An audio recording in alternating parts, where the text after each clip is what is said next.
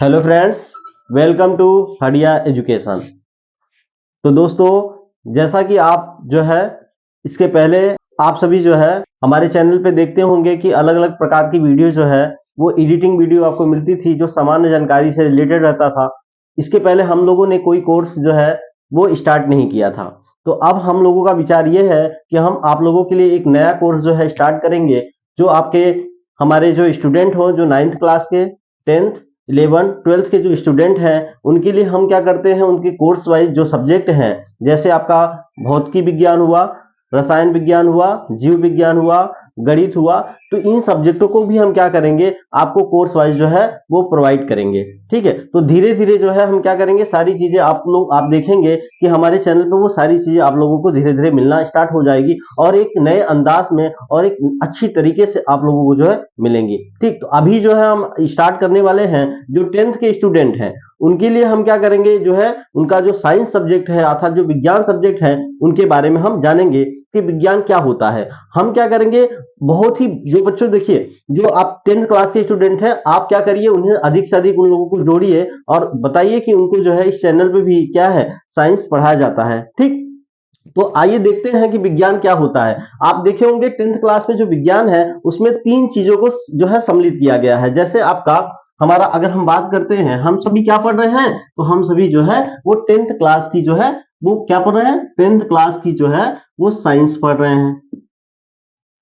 Science, हम लोग क्या कर रहे हैं, साइंस अर्थात विज्ञान को जो है हम सभी देख रहे हैं। विज्ञान में हम जानते हैं विज्ञान क्या होता है। विज्ञान में हमने देखा है, साइंस जो आपके हाई स्कूल में होती है उसमें हमें 3 चीजों को पढ़ना होता है। कितनी चीजों को, 3 चीजों को पढ़ना होता है।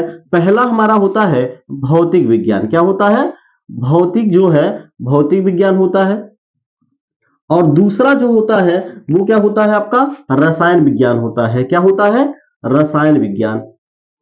ठीक, और तीसरा जो होता है वो हमारा क्या होता है, जीव विज्ञान। तो इन तीनों चीजों को हम क्या करते हैं, जीव विज्ञान, इन तीनों चीजों को हम क्या करते हैं, आपस में जो है सम्मिलित कर देते हैं। तो 10th की पूरी जो है वो आपका विज्ञान बन जाता है। ठीक है, 10th के विज्ञान में आप कह सकते हैं भौतिक विज्ञान, रसायन विज्ञान, जीव विज्ञान, इन तीनों चीजों को हमें क्या करके जो है मिलाकर पढ़ना होता है। ठीक, तो हम अभी जो है अभी स्टार्ट करेंगे। सबसे पहले हम जो है भौतिक विज्ञान के बारे में पढ़ेंगे कि भौतिक विज्ञान क्या होता है। तो दोस्तों, अगर भौतिक विज्ञान में देखा जाए, ठीक, एक एक करके हम सब पे चर्चा करेंगे। आप लोगों को क्या करना है, नोट्स बारीकी तरीके से तैयार करना है। ठीक है, यहाँ पर हम आपको इस तरीके से पढ़ाएंगे कि आपका नोट्स भी साथ में तैयार होता जाएगा। आप हमारे साथ क्या हो जो है लिखते हुए चलिए। जैसे जैसे आप हमारे साथ लिखते हुए चलेंगे, आप क्या देखेंगे, अंत में आपको जो है एक प्रॉपर तरीके से नोट्स आपको मिल जाएगा। ठीक, तो आप क्या करिए, हमारे साथ जैसे जैसे हम आपको जो है पढ़ाते जाएंगे वैसे वैसे नोट्स भी तैयार करवाते जाएंगे। आप अंत में एक अच्छा नोट्स जो है आपको तैयार हुआ मिलेगा। ठीक है, और सारी चीजें आपको स्पष्ट होंगी, किसी भी चीज को हम छोड़ेंगे नहीं, एक एक चीज को हम क्या करेंगे जो है अध्ययन करेंगे, एक भी हेडिंग नहीं छोड़ेंगे। तो देखिए, पहले हम समझते हैं कि भौतिक विज्ञान में हमको किन किन चैप्टरों को पढ़ना है। ठीक, तो पहला चैप्टर अगर कहा जाए तो भौतिक विज्ञान में केवल 4 चैप्टर हैं। कितने चैप्टर हैं, 4 चैप्टर हैं। ठीक, और इसमें आपके केवल 4 चैप्टर पढ़ने हैं जिसमें अलग अलग पार्ट दिए हुए हैं। ठीक है, तो पहला हम देखते हैं, पहला जो चैप्टर है वो है प्रकाश का परावर्तन, प्रकाश का परावर्तन तथा अपवर्तन। ये फर्स्ट चैप्टर आपका जो है प्रकाश का परावर्तन तथा अपवर्तन है। ठीक है, इसमें हम प्रकाश के परावर्तन तथा अपवर्तन के बारे में हम सभी क्या करेंगे, जानेंगे। ठीक है, फर्स्ट चैप्टर में। दूसरा चैप्टर है आपका, दूसरा चैप्टर है मानव नेत्र। क्या है, मानव नेत्र तथा रंग बिरंगा अर्थात रंग बिरंगा संसार। दूसरा चैप्टर का नाम बहुत ही अलग तरीके से है। ठीक है, उसमें हम मानव नेत्र तथा रंग बिरंगा संसार के बारे में जानेंगे। और तीसरा चैप्टर है आपका, तीसरा चैप्टर है विद्युत धारा। क्या है, विद्युत धारा। पहले हम लोगों को ये जानना चाहिए कि हमें पढ़ना क्या है। ठीक है, अगर हम ये जान गए तो आसानी से हम क्या करेंगे, उन चीजों को पढ़ लेंगे। तो तीसरा चैप्टर है आपका विद्युत धारा और चौथा चैप्टर है आपका विद्युत चुंबकी, विद्युत विद्युत चुंबकी का प्रभाव। ठीक है, तो ये टोटल 4 चैप्टर हम लोगों को क्या करना है, जो है 4 चैप्टर आपको हाई स्कूल में पढ़ने हैं। ठीक है, और इसमें ही कई पार्ट दे दिया गया है, जैसे आपका प्रकाश के परावर्तन। ठीक है, पहले प्रकाश के बारे में है, फिर प्रकाश के गोली दर्पण के बारे में है, फिर प्रकाश का परावर्तन दिया गया है, फिर प्रकाश का अपवर्तन दिया गया है। इस तरीके से अलग अलग चैप्टर करके डिवाइड कर दिया गया है। लेकिन अगर जो है देखा जाए तो कुल मिला के आपको केवल 4 चैप्टर पढ़ने हैं। ठीक, तो आप समझ गए होंगे कि भौतिक, सबसे पहले हम भौतिक विज्ञान की चर्चा करेंगे और भौतिक विज्ञान में हम 4 चैप्टर को देखेंगे। तो चलिए हम स्टार्ट करते हैं कि प्रकाश का परावर्तन तथा अपवर्तन क्या होता है। तो आपको क्या क्या चीजें पढ़नी है ये हमने आपको बता दिया है। ठीक है, भौतिक विज्ञान में नोट कर लीजिए, आप स्क्रीनशॉट ले लीजिए। तो दोस्तों हम लोगों ने देखा कि भौतिक विज्ञान में कितने चैप्टर पढ़ने हैं। ठीक है, उसमें पहला चैप्टर था जो है आपका वो प्रकाश का अपवर्तन, प्रकाश का परावर्तन तथा अपवर्तन, प्रकाश का परावर्तन तथा अपवर्तन, प्रकाश का परावर्तन तथा अपवर्तन जो है वो आपका फर्स्ट चैप्टर है। ठीक है, हम लोग क्या करेंगे, प्रकाश के जो है परावर्तन तथा अपवर्तन, ये जो है आपका फर्स्ट चैप्टर है और इनको जो है आप कह सकते हैं चैप्टर नंबर, ये आपका फर्स्ट है। ठीक है, इसको हमें क्या करना है, प्रकाश के परावर्तन चैप्टर को फर्स्ट को जो है देखना है।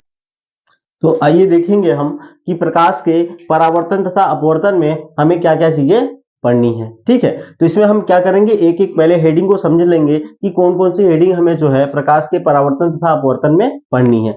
जब हम हेडिंग को समझ जाएंगे तो हम क्या करेंगे, फिर उसके अंदर हम उस चीज को भी समझ जाएंगे। तो पहले आपको ये जानना बहुत जरूरी होता है कि हमें क्या क्या चीजें, कौन कौन सी हेडिंग पढ़नी है। तो आइए जानते हैं कि प्रकाश के परावर्तन तथा अपवर्तन में क्या क्या चीजें पढ़नी है। ठीक है, इसमें पहला आपकी जो हेडिंग होगी वो क्या होगा, प्रकाश का, अर्थात प्रकाश क्या होता है उसी के बारे में हम जानेंगे। ठीक है, जब हम प्रकाश के बारे में जान जाएंगे तो हम जानेंगे कि प्रकाश का गुण क्या होता है, प्रकाश का गुण क्या होता है उसके बारे में जानेंगे। ठीक है, और जब हम प्रकाश के गुण के बारे में जान लेंगे तो प्रकाश की किरण क्या होती है, प्रकाश की किरण क्या होती है उसके बारे में हम क्या करेंगे, जानेंगे। ठीक है, और नेक्स्ट हेडिंग क्या होगी, प्रकाश के किरण के बाद जो है हम ये जानेंगे कि प्रकाश का परावर्तन क्या होता है, प्रकाश का परावर्तन क्या होता है। ठीक है, देखिए प्रकाश के परावर्तन को, अगर इसको हम बाद में लिखेंगे, प्रकाश के अपवर्तन से पहले हम क्या करेंगे, दर्पण को समझेंगे। क्या समझेंगे, दर्पण को। बिना दर्पण के माध्यम से प्रकाश का परावर्तन कैसे होगा, तो पहले हम क्या करेंगे, प्रकाश की किरण के बाद हम किसको समझेंगे, दर्पण को। तो जो दर्पण में हम क्या चीजें जानेंगे, दर्पण हमारा कितने प्रकार का होता है, तो 2 तरीके से होता है। पहला आपका होता है समतल दर्पण, पहला हम क्या करेंगे, समतल दर्पण के बारे में जानेंगे। उसके बाद हम क्या करेंगे, उसके बाद हम जो है नेक्स्ट हमारा कौन सा दर्पण होता है, गोली दर्पण। तो हम गोली दर्पण के बारे में जानेंगे। ठीक है, और गोली दर्पण में हम जो है जब आप पढ़ेंगे तो उसमें आप देखेंगे कि गोली दर्पण हमारा जो होता है वो 2 प्रकार का होता है। पहला हमारा होता है अवतल दर्पण, पहला हमारा अवतल दर्पण होता है, और दूसरा जो है, दूसरा वो हमारा होता है उत्तल दर्पण। ठीक है, बिल्कुल घबराना नहीं है आपको, हम क्या करेंगे, एक एक चीज आपको बताएंगे। तो गोली दर्पण हमें 2 दर्पण बनना है, एक आपका अवतल दर्पण और दूसरा उत्तल दर्पण। ठीक है, और जब हम इनको जान जाएंगे तो हम जानेंगे कि हमारा गोली दर्पण में जो होती हैं, गोली दर्पण में कुछ ऐसे शब्द होते हैं, अर्थात विशेष शब्द आप कह सकते हैं, या निम्न परिभाषाएं, गोली दर्पण के निम्न परिभाषाएं, गोली दर्पण के निम्न परिभाषाएं देखेंगे। जैसे अगर एग्जाम्पल की बात की जाए तो एग्जाम्पल में आप कह सकते हैं गोली दर्पण की निम्न परिभाषाएं में क्या होंगी, जैसे आपका ध्रुव हुआ, ध्रुव किसे कहते हैं उसके बारे में जानेंगे। ठीक है, जो है वक्रता त्रिज्या क्या होती है उसके बारे में जानेंगे, वक्रता त्रिज्या क्या होती है उसके बारे में जानेंगे, वक्रता क्या होता है उसके बारे में जानेंगे। ठीक है, फोकस अर्थात आप कह सकते हैं मुख्य अक्ष, मुख्य अक्ष क्या होता है उसके बारे में जानेंगे, मुख्य फोकस क्या होता है उसके बारे में जानेंगे। ठीक है, इस तरीके से आप कह सकते हैं जो है निम्न परिभाषाएं मिलेंगी उनके बारे में हम क्या करेंगे, गोलीय दर्पण के निम्न परिभाषाएं जो अवतल दर्पण और उत्तल दर्पण दोनों के लिए जो है लगभग समान होती है या कुछ ही अंतर होता है, तो हम क्या करेंगे उन सब चीजों को भी समझ लेंगे। ये हमारी 5वीं हेडिंग थी। 6वीं हेडिंग में अब हम क्या करेंगे, अब हम पढ़ेंगे प्रकाश का परावर्तन। क्या पढ़ेंगे, प्रकाश का परावर्तन। और प्रकाश के परावर्तन जो है आप डिफिनेशन हम आपको बताएंगे कि प्रकाश का परावर्तन क्या होता है, और जैसे ही आप जान लेंगे कि प्रकाश का परावर्तन क्या होता है, ठीक है, तो हम इसके नियम को भी जानेंगे। ठीक है, नेक्स्ट क्या होता है, नेक्स्ट हेडिंग आपकी होगी प्रकाश के परावर्तन का नियम, प्रकाश के परावर्तन का नियम। तो इसमें भी आपको क्या है, परावर्तन का नियम क्या होता है प्रकाश का, उसके बारे में हम क्या करेंगे जो है जान जाएंगे। 2 नियम होते हैं वो हम आपको बताएंगे। नेक्स्ट आपकी हेडिंग को क्या होगी, ठीक है, नेक्स्ट आपका होता है प्रकाश का जो परावर्तन हो गया, प्रकाश के परावर्तन का नियम हो गया। अब हम जानेंगे जो है आपका अवतल दर्पण। देखिए अवतल दर्पण हमने यहां पर आपको बताया था। अब अवतल दर्पण से बनने वाले प्रतिबिंब, अवतल दर्पण से बनने वाले प्रतिबिंब को हम क्या करेंगे जो है देखेंगे कि अवतल दर्पण में कौन कौन से प्रतिबिंब बनते हैं। ठीक है, और जैसे ही अवतल दर्पण के बनने वाले प्रतिबिंब को हम देख लेंगे, ठीक है, तो यहां पर हमको एक चीज और मिलेगा। क्या मिलेगा, हम जानेंगे कि जो है आभासी प्रतिबिंब और वास्तविक प्रतिबिंब, वास्तविक प्रतिबिंब और आभासी प्रतिबिंब, ये दोनों चीजें हम क्या करेंगे यहां पर समझेंगे। ठीक, नेक्स्ट क्या होगा आपका, इसको पढ़ने के बाद हम क्या करेंगे, हम पढ़ेंगे उत्तल दर्पण। ठीक है, हमारा अवतल दर्पण हो जाता है। ठीक है, आप ये कह सकते हैं एक चीज और छूट जाएगा, अवतल दर्पण से बनने वाला प्रतिबिंब तो हो गया है। अब अवतल दर्पण से बनने वाला सूत्र, अवतल दर्पण से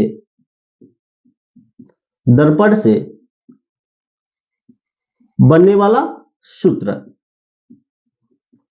अर्थात आप कह सकते हैं जो है प्रतिबिंब की दूरी, वस्तु की दूरी तथा फोकस की दूरी, बीच में क्या होता है आपस में संबंध होता है, जो हम क्या करते हैं सिद्ध करते हैं 1/f बराबर 1/b प्लस 1/u। इस फार्मूले को हम क्या करेंगे, डेरिवेशन करेंगे कि अवतल दर्पण में किसकी सहायता अर्थात किस तरीके से हम ये सूत्र ज्ञात करेंगे। 1/f बराबर 1/b प्लस 1/u जो है हम फार्मूले को ड्राइव करेंगे, अर्थात इसका निगमन करेंगे। ठीक है, अब इसमें हम क्या जानेंगे, नेक्स्ट जो है अब हम पढ़ेंगे अवतल दर्पण हो गया है। अब हम पढ़ेंगे उत्तल दर्पण। क्या पढ़ेंगे, उत्तल दर्पण। उत्तल दर्पण क्या होता है इसके बारे में जानेंगे, और फिर हम जानेंगे कि उत्तल दर्पण से बनने वाला प्रतिबिंब, उत्तल दर्पण से बनने वाला प्रतिबिंब। हम एक भी चीज छोड़ेंगे नहीं। ठीक है, और आप देखेंगे कि आप जो है बहुत ही अच्छी तरीके से समझ जाएंगे। अगर जिस तरीके से हम पढ़ा रहे हैं, हमारी पूरी कोशिश ये है कि आपका जो है एक भी चीज छूटे ना, और आप समझ जाएं। पहले आप अगर ये समझ जाएंगे कि हमको कौन कौन सी हेडिंग पढ़नी है, तो आप बहुत ही आसानी से आप क्या करेंगे, उस चीज को बहुत ही आसानी से आप समझ जाएंगे, उनकी परिभाषाओं के बारे में जान जाएंगे। ठीक है, तीसरा आपका जो है अगला हेडिंग कहा जाए उत्तल दर्पण से बनने वाले प्रतिबिंब अगर हम जान जाएंगे, तो हम क्या करेंगे, उत्तल दर्पण और अवतल दर्पण के उपयोग भी पढ़ेंगे। क्या पढ़ेंगे, अवतल दर्पण तथा उत्तल दर्पण का उपयोग। ठीक है, ये चीज जो है हम यहां पर पढ़ेंगे। नेक्स्ट आपका जो है कहा जाए कौन सी हेडिंग होगी, हम इसमें आपका लगभग सारे हेडिंग हमने कवर कर दी है। कौन कौन सी हेडिंग पढ़नी है, उसमें है आपका आवर्धन। क्या है, आवर्धन बचा हुआ है, तो आवर्धन को भी हम क्या करेंगे, देख लेंगे कि आवर्धन क्या होता है। ठीक है, आवर्धन क्या होता है इसके बारे में जान लेंगे। अब हम क्या करेंगे, इससे संबंधित जो भी आपके ऑब्जेक्टिव क्वेश्चन है उसको हम क्या करेंगे, आपको ऑब्जेक्टिव क्वेश्चन हम क्या करेंगे, कराएंगे कि कौन कौन से ऑब्जेक्टिव क्वेश्चन जो है आपके एग्जाम में आए हैं, इंपॉर्टेंट है, उसके बारे में बताएंगे। नेक्स्ट आपकी जो है, हम इससे संबंधित जो भी आपके न्यूमेरिकल है, ठीक है, जो भी आपका न्यूमेरिकल है उसको हम क्या करेंगे, कराएंगे। अर्थात एनसीईआरटी के जो भी न्यूमेरिकल है उन सब चीजों को हम क्या करेंगे, एक एक करके बात करेंगे। तो हमने क्या देखा, हम लोगों ने ये देखा कि प्रकाश के परावर्तन में हमको कौन कौन सी हेडिंग पढ़नी है, उन सब चीजों पे हमने क्या की, चर्चा की। इतनी सारी हेडिंग जो है वो हम लोगों को फर्स्ट चैप्टर में पढ़नी है, ठीक है। अब हम आपको नेक्स्ट वीडियो में क्या करेंगे, आपको सबसे पहली चैप्टर जो है प्रकाश के परावर्तन अपवर्तन में हम इन जितनी भी हेडिंग हमने आपको यहाँ पर जो है चर्चा लिखी है उन सारी हेडिंग के बारे में हम आपको विस्तृत से बताएंगे, ठीक है। ठीक है, तो यहां पर हमने ये देखा कि प्रकाश के परावर्तन की जो भी सारी चीजें हेडिंग है वो हमने बता दिया है। अब इसमें जो हेडिंग बच रही है वो प्रकाश का अपवर्तन की बच रही है। तो प्रकाश की अपवर्तन वाली हेडिंग जो है हम आपको बाद में डिस्कस करेंगे। सबसे पहले हम पढ़ेंगे कि प्रकाश का परावर्तन क्या होता है, इसके बारे में पूरी जो है उससे रिलेटेड जो भी आपके हेडिंग थी उसके बारे में हम बात करेंगे, ठीक है। तो मिलते हैं आपको जो है नेक्स्ट वीडियो में, तब तक के लिए बच्चों धन्यवाद।